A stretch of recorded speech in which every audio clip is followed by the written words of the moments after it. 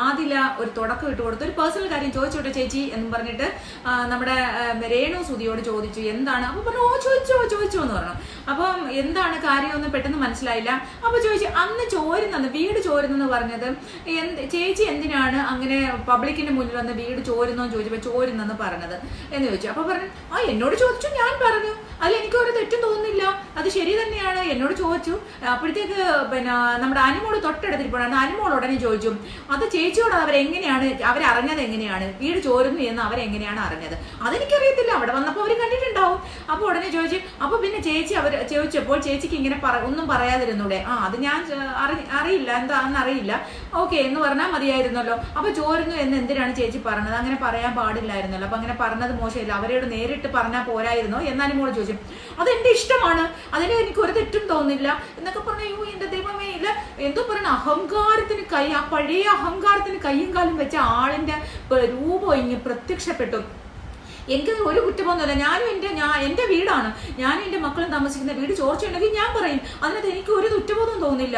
അത് ഞാൻ പറഞ്ഞത് ശരി തന്നെയാണ്, അത് പറഞ്ഞത് തെറ്റാണെന്ന് തോന്നുവാണെങ്കിലല്ലേ ഞാനതിന് ഖേദിക്കേണ്ടതുള്ളൂ എന്നൊക്കെ പറഞ്ഞ് എന്റെ ദൈവമേ ഒന്നൊന്നര എഴുന്നേപ്പ്. അപ്പോൾ അനു വീണ്ടും ചോദിച്ചു ചേച്ചി അത് അങ്ങനെ പറയണ്ടായിരുന്നല്ലോ ചേച്ചി, പറഞ്ഞതല്ലോണ്ടല്ലേ മറ്റുള്ളവർ അതെടുത്ത് നെഗറ്റീവാക്കി പിന്നെ വീട് ഉണ്ടാക്കി തന്നവർക്ക് ബുദ്ധിമുട്ടായി, അങ്ങനെയല്ലേ കുറച്ചും കൂടി ചേച്ചിക്ക് പ്രശ്നം വന്നത്, അപ്പൊ അത് പറയണ്ടായിരുന്നല്ലോ. അപ്പൊ ആദിലയും പറഞ്ഞു അങ്ങനെ പറയണ്ടായിരുന്നല്ലോ. അപ്പൊ പറഞ്ഞു അതെന്റെ ഇഷ്ടമാണ്. അപ്പൊ ഉടനെ സരിക നമ്മുടെ രേണു സുധിയെ അങ്ങ് സപ്പോർട്ട് ചെയ്തു. എന്തിനാണ് ഇങ്ങനെയുള്ള കാര്യങ്ങൾ സംസാരിക്കുന്നത്, അത് അവരുടെ ഇഷ്ടമാണ്. അപ്പൊ ഉടനെ പറഞ്ഞു എന്തിനാണ് ആദില അത് ചോദിക്കുന്നത്? അപ്പൊ ഉടനെ ആദിലക്ക് ഇഷ്ടാനുസരിച്ചല്ലേ ജീവിക്കുന്നത്, ആദില മറ്റുള്ളവരെ നോക്കിയിട്ടാണ് ആദിലയും നൂറേയും ജീവിക്കുന്നത്. ഓ ശരി. അപ്പോഴത്തേക്ക് അത് രേണു സുധി പെട്ടെന്ന് കയറി പിടിച്ചിട്ട് പറഞ്ഞു നിങ്ങൾ നിങ്ങളുടെ ഇഷ്ടത്തിനനുസരിച്ചല്ല മറ്റുള്ളവരുടെ വാക്കിന് വില കൽപ്പിച്ചിട്ടാണോ പറയുന്നത്? അപ്പൊ എന്റെ ഇഷ്ടമാണ് എനിക്ക് പ്രധാനം, ഞാനും എന്റെ മക്കളുടെയും വീടാണ്, എന്റെ മക്കളുടെ വീടാണ്, ഞങ്ങളത് ഇഷ്ടമുള്ളവരോട് ഇഷ്ടമുള്ളതാണ് പറയും, അതിന് ആരും ചോദിക്കേണ്ട കാര്യമില്ല എന്ന് പറഞ്ഞാൽ കുറെ കിടന്ന് ഒച്ച വെച്ച് ചാടി എഴുന്നേറ്റ് ഉടനെ പാത്രമൊക്കെ എടുത്തില്ല എല്ലാം കൂടി താഴെ വീഴുന്ന രീതിയിൽ ഇങ്ങനെയൊക്കെ എടുത്തോണ്ട് ചാടി എഴുന്നേറ്റ്. അപ്പൊ ഉടനെ പറഞ്ഞു എല്ലാവരും പറഞ്ഞു അവിടെ ഇരിക്കും. അപ്പം പേഴ്സണൽ കാര്യമാണ് എന്ന് ചോദിച്ചോട്ടെ എന്ന് ചോദിച്ചിട്ടാണ് ആദില ചോദിച്ചത് എന്ന് ആദില എല്ലാവരോടും കൺഫേം ചെയ്യുന്നു. അപ്പൊ അനുമോളാണ് ഇത് പൊളിച്ചെടുക്കാൻ ശ്രമിച്ചത്. എന്തിനാണ് അത് അങ്ങനെ തെറ്റായി പോയില്ല, എന്തിനാണ് അങ്ങനെ പബ്ലിക്കിന് മുമ്പിൽ പറഞ്ഞത് എന്തിനാണ് എന്നുള്ളൊരു ചോദ്യം ചോദിച്ചതാണ് രേണു സുധിക്ക് ഇഷ്ടപ്പെടാതെ പോയത്. രേണു സുധു അനുവിനെ നോക്കിയതേ ഇല്ല. അപ്പൊ അനുവിനെ ഭയങ്കരമായ ഒരു ദേഷ്യത്തിലാണ് അങ്ങനെ പിന്നെ ചാടി കയറി എഴുന്നേറ്റ് അങ്ങ് പോയി.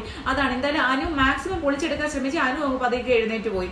അപ്പം ഇടയ്ക്കിടയ്ക്ക് അനുവുമായിട്ട് ഉരസുന്നുണ്ട്. അറിയാലോ അനുവുമായിട്ട് ഇടയ്ക്കിടയ്ക്ക് അന്ന് തന്നെ ഒരു പ്രോഗ്രാമിൽ തന്നെ അനുവുമായിട്ട് കണ്ടിട്ട് മിണ്ടിട്ടില്ല. അപ്പൊ അനുവുമായിട്ട് ഇടയ്ക്കിടയ്ക്ക് ഉരസിക്കൊണ്ടിരിക്കുകയാണ് പുള്ളി. അപ്പൊ എന്തായാലും ഇനി അടികളൊക്കെ ഉണ്ടാവും. രേണു സുധിയുടെ തൽ സ്വരൂപം പുറത്തേക്ക് വരുന്ന ഒരു സിറ്റുവേഷൻ